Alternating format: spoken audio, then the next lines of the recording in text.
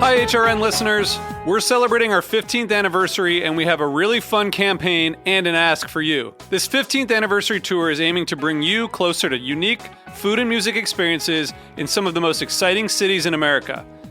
All the while, we're raising funds to support our work empowering the next generation of food systems storytellers through our fellowship programs. Here's how it works. Donate to HRN and be entered into a raffle in the city of your choice to win a dinner for two at a noteworthy restaurant and tickets for two to a concert at a prominent local venue.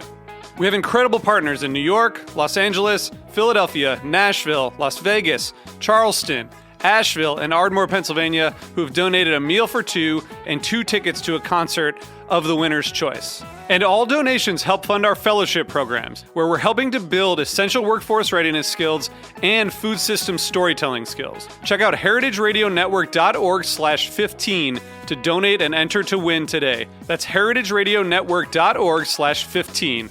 Thank you. This episode is brought to you by 818 Tequila. Delicious and smooth tequila, made in harmony with the earth. 818 Tequila, imported by 818 Spirits, Manhasset, New York. 40% alcohol by volume. Drink responsibly. Hello to everyone. I'm Louisa Kasdan, your host for Let's Talk About Food, a podcast devoted to first-person storytelling where food plays a pivotal, if not a starring role. Everyone has a food story. Food is at the heart of human connection, at the center of love, of ritual, of need and want, and most of all, food creates community. And community is what we crave. Lance Gould has a pretty terrific story to tell. He began as a journalist covering the UN and ended up becoming Arianna Huffington's bestie, managing the opinion section for the Huffington Post. He says only the Pope refused to take his call. Now he is the founder and chief executive officer of Brooklyn Story Lab, a media strategy firm that teaches purpose-driven organizations how to be more effective storytellers. And quite a bit of his work revolves around world food issues. He was previously a journalist who held newsroom positions at the Huffington Post, the Boston Phoenix, and the New York Daily News and Spy magazine. And among other tidbits, we learned that Lance's own mother was a food writer. Let's hear from Lance. I'd like to welcome you to the Let's Talk About Food podcast and recognize that I knew you in your different incarnation when you were at the Boston Phoenix. Give me a little thumbnail sketch of the career arc of Lance Gould. It was a delight to be in Boston. I had gone to college at Boston at Brandeis, and to return as the editor of the Phoenix was really a wonderful thing. I have great affection for the Phoenix, for alt weeklies generally, the history of the Phoenix. When I think about all the film critics and all the music critics and all the amazing political stories that have come out of there, it's just mind-blowing. After I left Boston, I came back to New York, where I'm from, and I got a job at AOL, where I was working in their SEO department in a journalism lab scenario. And 3 months after I got there, AOL bought Huffington Post. And shortly, my biggest internal collaborator became Arianna Huffington.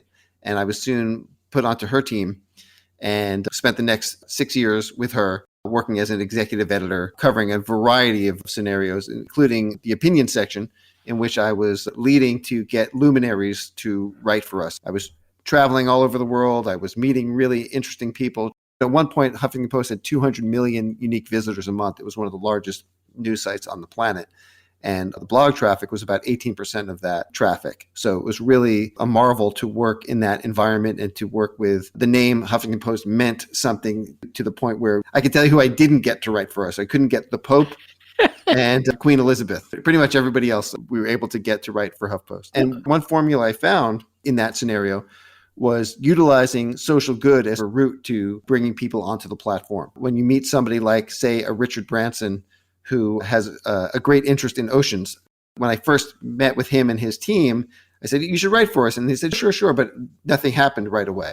But then I said to his team as well, and are you really interested in oceans and ocean health? Why don't you do a piece for World Oceans Day? And boom, that was done.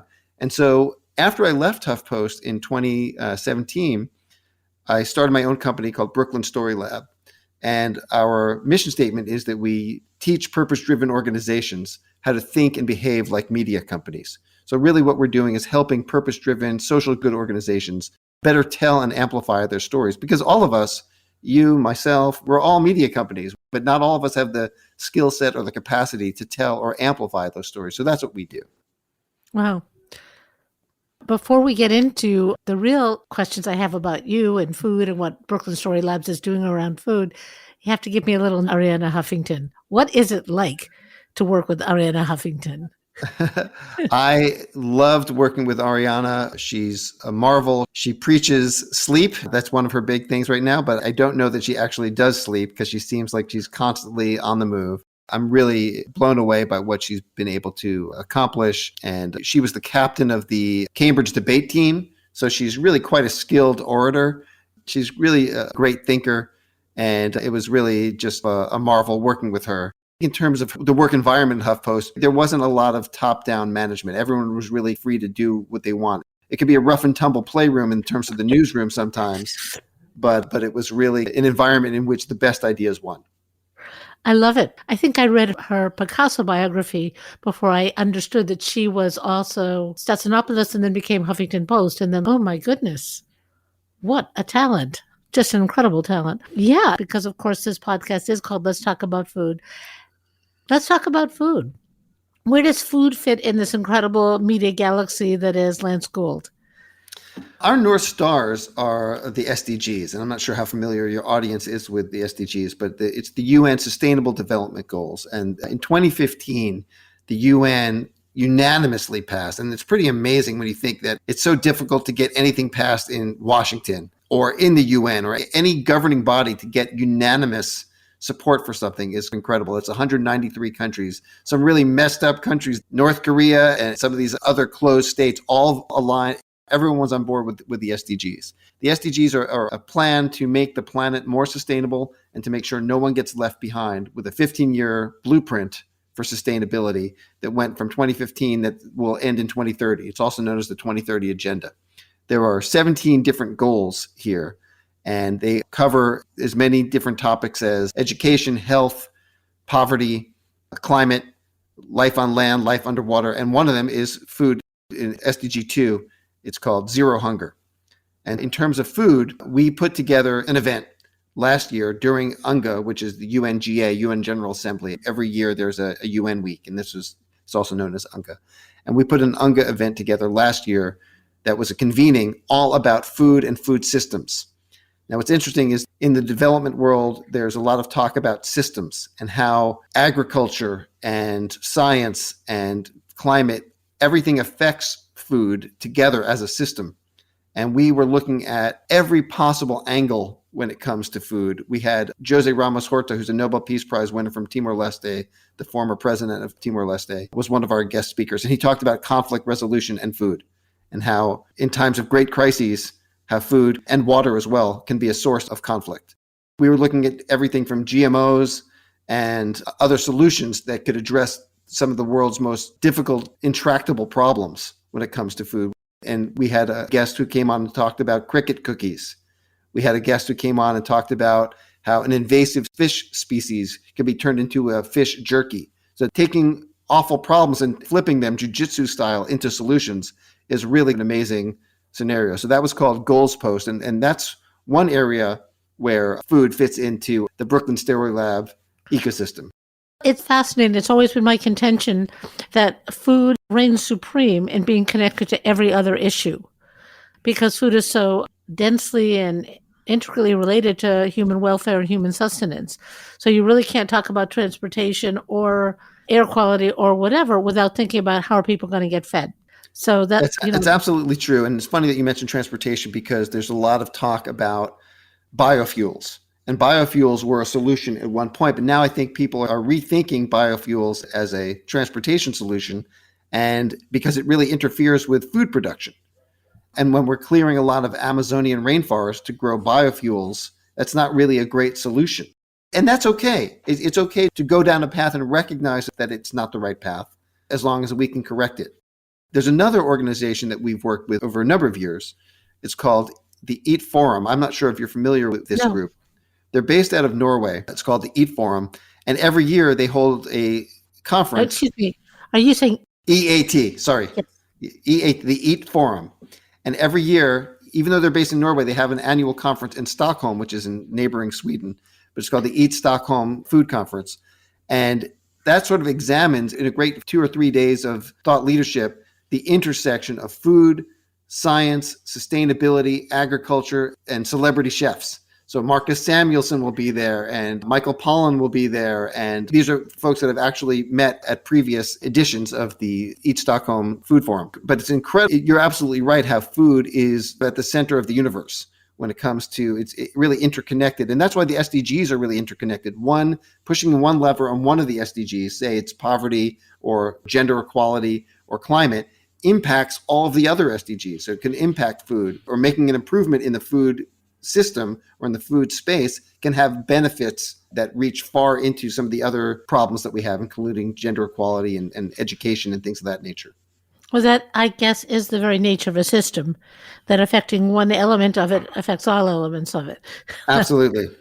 So what kind of tangible things? I've gone to a few UN conferences in my life, and I love seeing people coming from all over the world wearing all the different clothes that they wear all over the world and carrying the same laptops and briefcases that everybody else carries.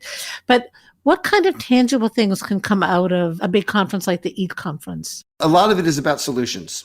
And if I go back to Gould's post for a second, which was the event that we put on about food, there's 2 different next generation entrepreneurial innovation labs that we work closely with. One is called Unleash, and one is called Enactus. Unleash is an annual convening, pre-COVID anyway. They're going to start it up again this year, of 1,000 next generation entrepreneurial change makers from 150 countries. Oh, but to be in that room. It's incredible. And, Yeah. in 2017, the first year we did it, it was in Denmark. Then 2018 was Singapore. 2019 was China. And then they were supposed to do India in 2020 and 2021, but because of COVID, it was postponed. And now they're going to do it in November, December in India of this year. And to see the solutions that come out of these scenarios in which 1,000 strangers are basically put into a room and they form teams comprising people from multiple countries, and they're tackling these intractable problems posed by the SDGs. Each solution is supposed to try to address one of the SDG challenges. So there are food solutions there. There are education solutions. There are climate solutions. It's really quite incredible. And how granular are those solutions? Are they for demonstration projects, or are they for things that can easily go beyond a small test? They're supposed to be entrepreneurial, so they're supposed to be able to live on their own and be scalable. An entrepreneurial solution that works in Kenya could be scaled to work anywhere else in the world. One of the examples that I gave earlier came out of Unleash. That was, I think it's called acai fish, and it takes place in Mexico.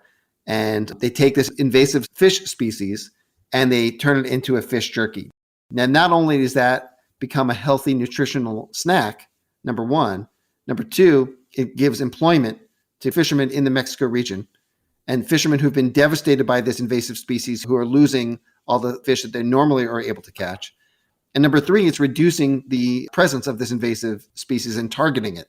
So it's really a win. Now, if you can take that approach and apply it to a different country, a different region with a different invasive species, that's how it's scalable. There was another program also out of Mexico called Microterra. And Microterra was a program that was utilizing inland fish farming and turning fish poop into fish food. And what they're able to do is to take the nitrates out of the fish poop. And usually inland fish farming, is taxing in so many ways. It's really expensive to change the water as often and frequently as it needs to be changed. It taxes the groundwater under the land, which creates arability problems throughout the region. And whenever that toxic water is released and the water is changed, it takes all the toxins and brings them out to sea and pollutes everything in its path. Which is one of the big local objections about fish farming. So if you're able to create a scenario where the water doesn't have to be changed, and the waste that the fish create can be turned into food pellets, that's a huge win-win. So that's what that team is working on. So again, there's all kinds of food scenarios. None of these are food scenarios that you think about when you're going out to a restaurant, but these are all food systems scenarios where incredible people are coming up with incredible solutions to some of the world's biggest problems. Yeah, I think sometimes the whole problem seems so intractable when people talk about and they hit their heads and say, oh, how do we feed the next billion? Which is a watchword of people who are, thinking futuristically in the food industry. It's going to be a lot of different decisions and a lot of different new initiatives that create a new system or nudge the old system at least. Absolutely. So, for example, the example you just gave of using the fish poop, one of the big issues is that the conversion rate of how much energy and how much nutrition essentially it takes to raise a farm fish has been a real issue. Absolutely. So this is fascinating to me. I can also talk about the Elephant Project, which is less food related and more Elephant Project. I want to hear about the Elephant Project. The only food connection that you'll see is that there was a starving populace in Mozambique that essentially ate all of the animals in the country because of the civil war, but it's tangentially tied to food. I'm curious, did they eat elephants? They ate everything. 1 million people died in Mozambique. So what's the project? We'll be back with Lance Gould in a minute. I'm Chava Periban, co-host of Agave Road Trip on HRN, here to talk about 818 Tequila. 818 creates their tequila using traditional methods at a family-owned and operated distillery in Jalisco, Mexico. From the blue agave they grow to their recycled glass bottle, 818 emphasizes the earth's importance in all they do. Their distillery runs on biomass and solar power, which means they don't rely as much on fossil fuels and are able to reduce their carbon footprint. Their labels, corks, and boxes are all certified by the Forest Stewardship Council as coming from sustainably managed forests. 818 is a proud member of 1% for the Planet, through which they support HRN as well as Sacred, my organization in Jalisco, where together we transform agave byproducts and water waste into adobe bricks that are donated to local infrastructure projects, like a local library in Zapotitlan de Vadillo. Visit drink818.com to learn more about their sustainability efforts and find 818 near you. 818 has been part of so many magical nights for me, and I hope you enjoy it as much as I do. 818 Tequila, imported by 818 Spirits, Manhasset, New York. 40% alcohol by volume. Drink responsibly.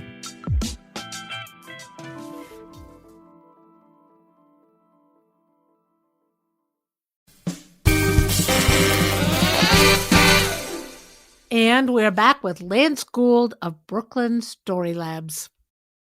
One of our anchor projects when we first started in 2017, 2018 was an elephant translocation project. And we were working, I do a lot of panel moderation. I was doing some panel moderation in Botswana, as one does.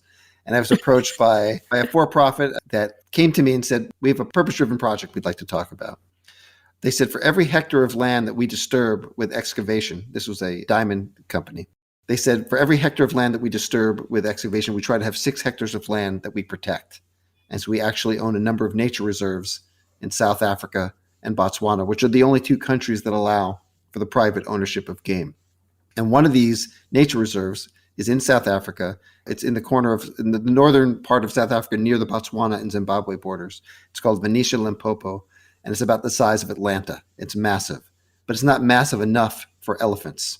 Elephants have these huge migratory patterns and 10,000 miles or so. And this particular reserve had a carrying capacity of between 40 and 60 elephants. That's how many elephants the ecosystem could handle.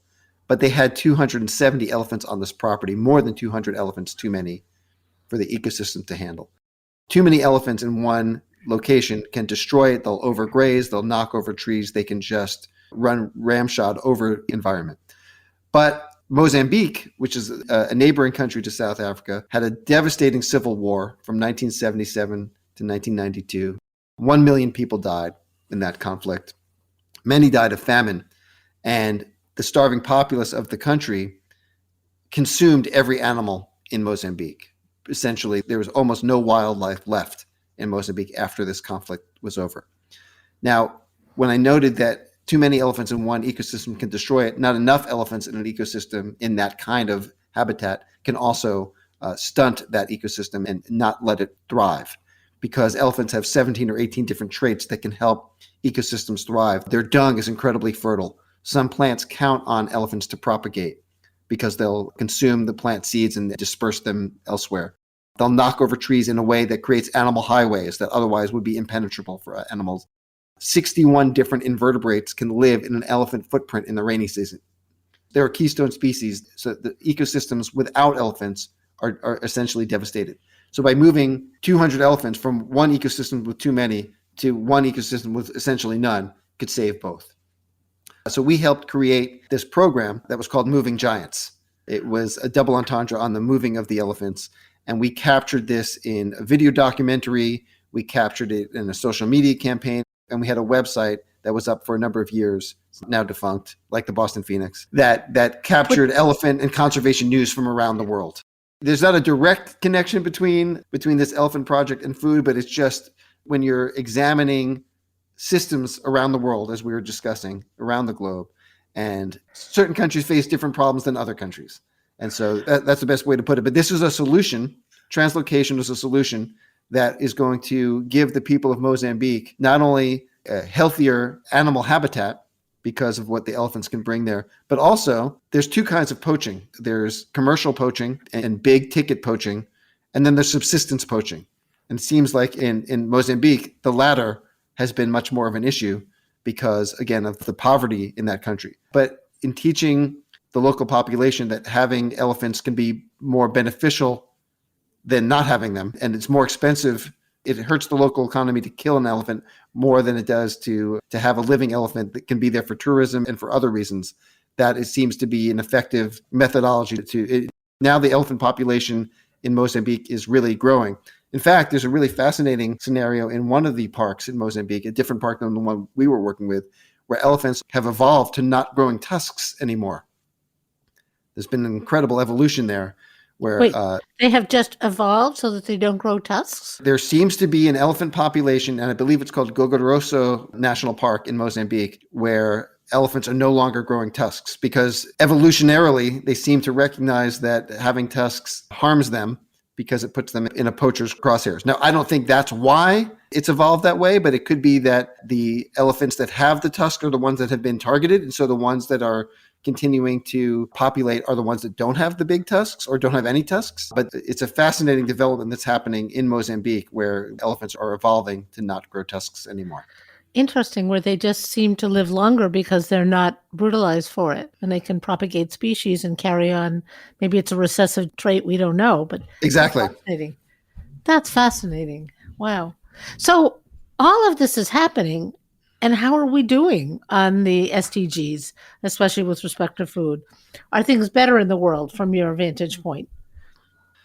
I would say things were on an upward trajectory until a particular orange-haired person was elected president. Now, I don't want to blame everything on him, but certainly we're in a perfect storm right now of the climate emergency, a global pandemic, and a rise of authoritarian governments, where you see, even before the Ukraine conflict, there was great difficulty in navigating some of the authoritarian leaders that had taken power around the world. And you mix in the social justice issues that were prevalent everywhere, especially in this country. And it's difficult to say that we're making progress.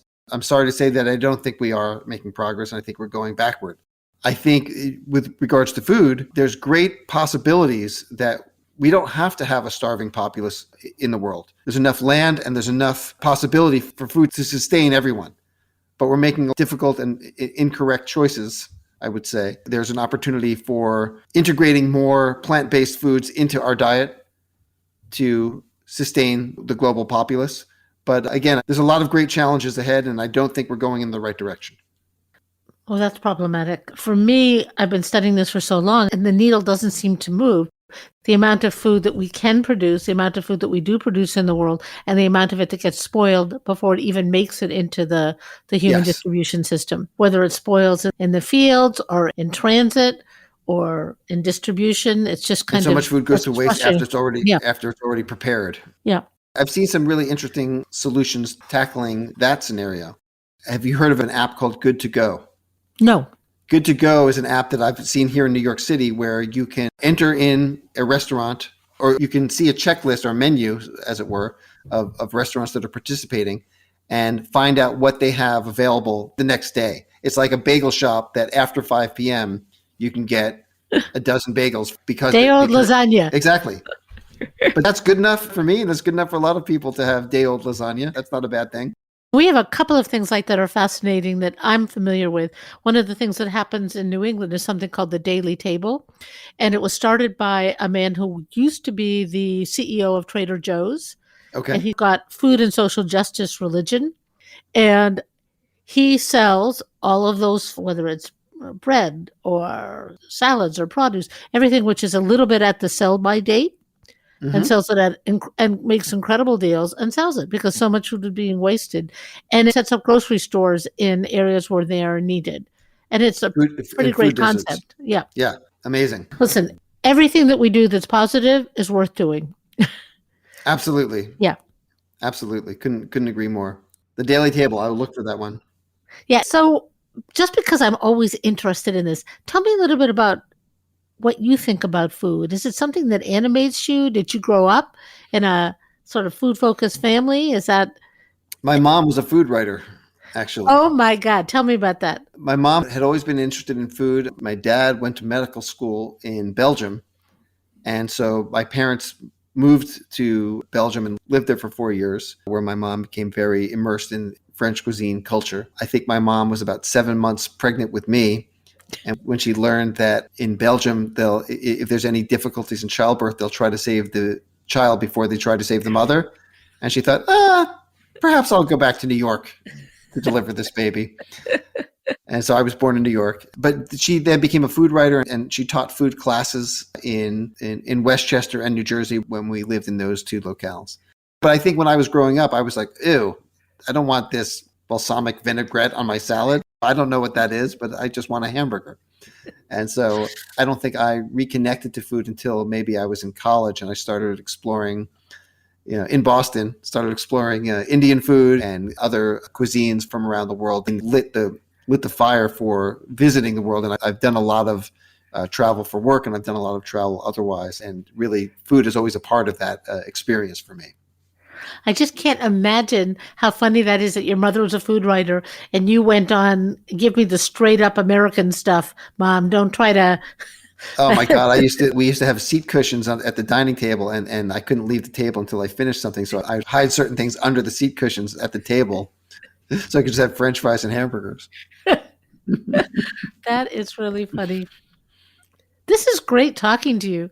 One last set of questions. How did you get yourself and Brooklyn Story Lab into a position where you could cover such big story? Not even cover, that's the wrong word. Facilitate the conversation and the communication of these big topics, like the SDGs. I think from having a perch at HuffPost for many years, which I was sort of the ambassador, if you will, for the brand to the UN and all the UN different agencies and a lot of governments from around the world, and a lot of NGOs from around the world, where I was really working hard to make sure that we were representing them and their voices on our platform, gave me the opportunity to meet these people, to create a network of people that I had cultivated before I was at HuffPost as well, because I used to cover the UN as a journalist in New York before I was at the Phoenix.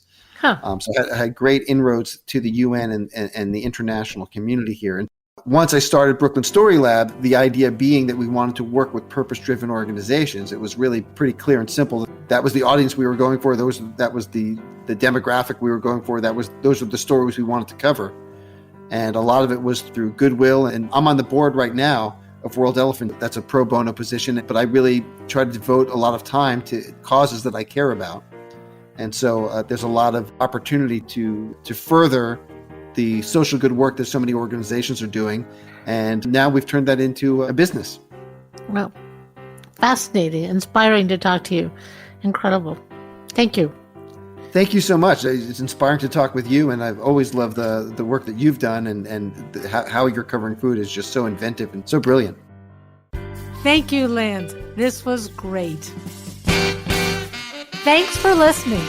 Let's Talk About Food is produced by The Food Voice. I'm producing, along with audio director and composer Mike Moss of Soundscape Boston. You can find more of our stories at our website, letstalkaboutfood.com, and on Heritage Radio or wherever you get your podcasts. Let's Talk About Food is powered by Simplecast. Thanks for listening to Heritage Radio Network, food radio supported by you. For our freshest content, subscribe to our newsletter. Enter your email at the bottom of our website, heritageradio.org. Connect with us on Instagram and Twitter at heritage_radio. You can also find us at facebook.com/Heritage Radio Network. Heritage Radio Network is a nonprofit organization driving conversations to make the world a better, fairer, more delicious place.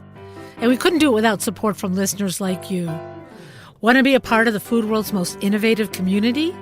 Subscribe to the shows you like, tell your friends, and please join the HRN family by becoming a member. Just click on the beating heart at the top right of our homepage.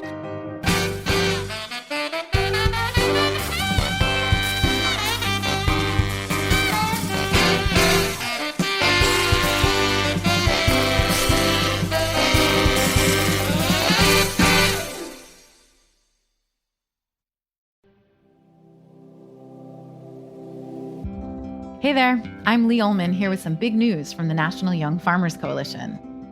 We're partnering with Heritage Radio Network on a special season of The Farm Report. It's all about what's happening with the Farm Bill and how it impacts farmers and eaters. I am growing diversified vegetables on land that's been in our family for 150 years. And so with the pandemic, gentrification, property values going up, we had to sell the land and we lost it. Join us as we uncover the untold stories behind this massive piece of legislation that shapes how we grow our food, what we eat, and so much more.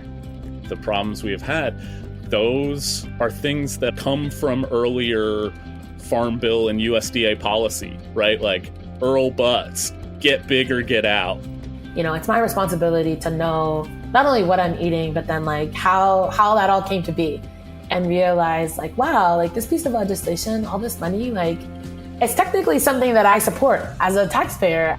While Congress debates the next Farm Bill, this is not just an invitation to listen. It's a call to action. Be part of the conversation. Subscribe to the Farm Report on Heritage Radio Network, wherever you listen to podcasts.